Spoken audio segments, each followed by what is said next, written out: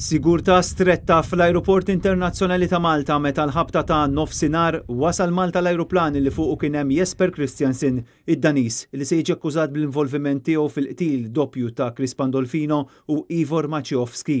Din it-titjira ta' estradizzjoni waslet minn Madrid fi Spanja.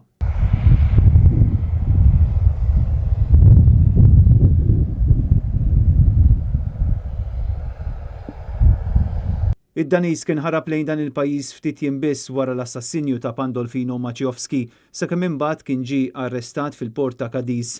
Eventwalment kienet saret talba mill-qrati Maltin għall-estradizzjoni tiegħu. L-ajruplan li ġie chartered mill-Korp tal-Pulizija niżel fl-Ajruport Internazzjonali ta' Malta fost preżenza qawwija ta' pulizija u membri ta' l-AFM. Net News huwa infurmat li malli wasal Kristiansen sarlu rapid test tal-kontra l-COVID wara li ħareġ ir-riżultat ta' dan it-test u ttieħed fil-lockup tad-depo fejn komplew l-interrogazzjonijiet.